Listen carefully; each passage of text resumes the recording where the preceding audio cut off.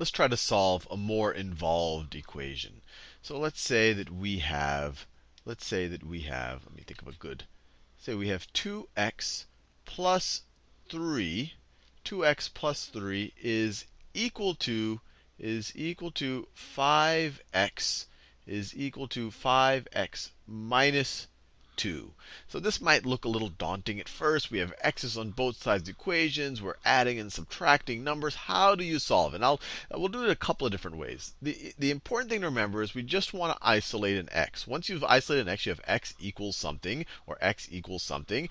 You're done. You've solved the equation. You can actually go back and check whether that works. So what we're going to do is just do a bunch of operations on both sides of the equation to eventually isolate the x. But while we do those, I actually want to visualize what's occurring. Because I don't want you to just say, oh, what are the rules or the steps of solving equations, and I forgot whether this is allowed or that isn't allowed. If you visualize what's happening, it'll actually be common sense what's allowed.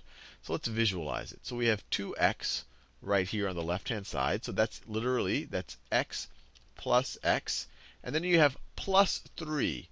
Plus 3, I'll do it like this. So that's equivalent to plus 1, plus 1, plus 1. That's the same thing as 3. I could have drawn 3 circles here as well. But let me do the same color. Plus 3.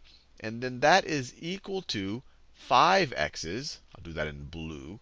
That is equal to 5x's. So 1, 2, 3, 4, 5. And I want to make it clear, you would never actually have to do it this way when you're solving the problem. You would just have to do the algebraic steps. But I'm doing this for you so you can actually visualize what this equation is saying. The left-hand side is these 2 orange x's plus 3. The right-hand side is 5x minus 2. So minus 2 we could write as minus, let me do this in a different color. I'll do it in pink. So minus 2 I'll do as minus 1 and minus 1.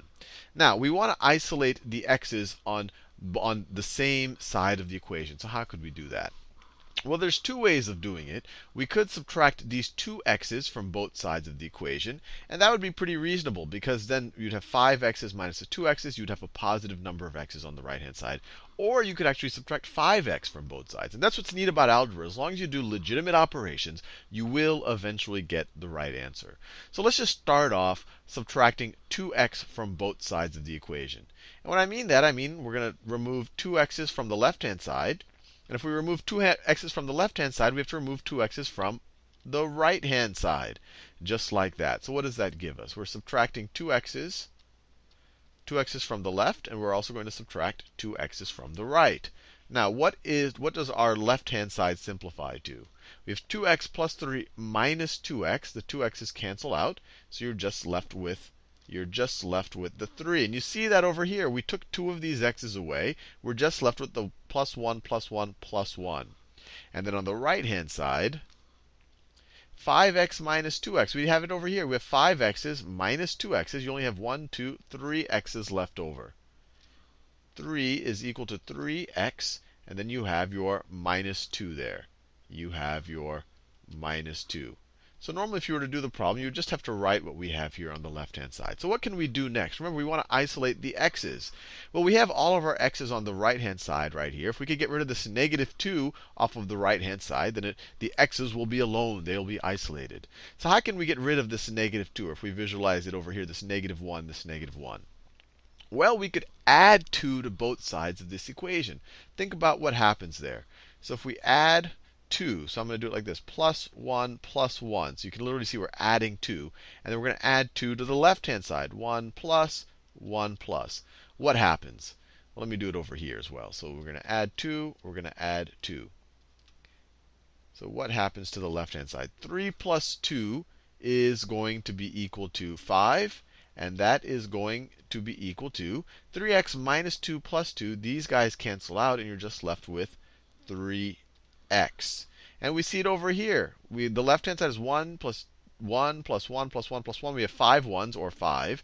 And the right-hand side, we have the 3x's right over there. And then we have the negative 1, plus 1, plus 1. Negative 1, these cancel out. They get us to 0. They cancel out. So we're just left with 5 is equal to 3x. So we have 1, 2, 3, 4, 5 is equal to 3x. Let me clear everything that we've removed so it looks a little bit cleaner.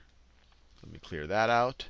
And then let me clear These are all of the things that we've removed. Let me clear that out. And then let me clear that out like that. Edit, clear. So now we are just left with 1, 2, 3, 4, 5. Actually, let me move this over. So edit, cut, edit, paste. So I could just move this over right over here. We now have 1, 2, 3, 4, 5. These are the two that we added here, is equal to 3x's. These guys canceled out. That's why we have nothing there. Now, to solve this, we just divide both sides of this equation by 3. And this is going to be a little hard to visualize over here. But if we divide over here both sides by 3, what do we get? We divide the left by 3, we divide the right by 3. The whole reason why we divided by 3 is because the x was being multiplied by 3. 3 is the coefficient on the x. Fancy word, it literally just means the number multiplying the variable, the number we're solving, the variable we're solving for. So these 3's cancel out. The right-hand side of the equation is just x. The left-hand side is 5/3. So 5/3, we could say x is equal to 5/3. And this is different than everything we've seen so far. I now have the x on the right-hand side, the value on the left-hand side. That's completely fine. This is the exact same thing as saying 5/3 is equal to x is the same thing as saying x is equal to 5/3. Completely equivalent. Completely equivalent. We sometimes get more used to this one, but this is completely the same thing. Now, if we wanted to write this as a mixed number, 3 goes into 5 one time with remainder 2. So it's going to be 1 2/3. So it's going to be 1 2/3. So we could also write that x is equal to 1 2/3. And I'll leave it up for you to actually substitute back into this original equation and see that it works out. Now, to visualize it over here, how did you get 1 2/3? Let's think about it. Instead of doing 1, I'm going to do circles. I am going to do circles. Actually, even better, I'm going to do squares. So I'm going to have 5 squares on the left-hand side. I'll do it in this same yellow color right here.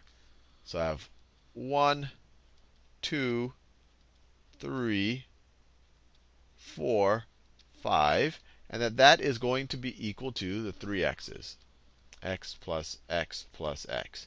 Now, we're dividing both sides of the equation by 3. We're dividing both sides of the equation by 3. Actually, that's where we did up here. We divided both sides by 3. So how do you do that? Right-hand side's pretty straightforward. You want to divide these 3 x's into 3 groups. That's 1, 2, 3 groups. 1, 2, 3. Now, how do you divide 5 into 3? And they have to be even groups. And here, the answer tells us each group is going to be 1 2/3. So 1 2/3. So it's going to be 2/3 of this next one. And then we're going to have 1 2/3. So this is 1/3. We're going to need another 1. So this is 1 1/3. We're going to need one more third. So it's going to be right here. And then we're left with 2/3 and 1. So we've broken it up into 3 groups. This right here, let me make it clear. This right here is 1 2/3. 1 2/3. And then this right here, this is 1/3. That's another 1/3. So that's 2/3. And then that's 1 right there. So that's 1 2/3. And then finally, this is 2/3.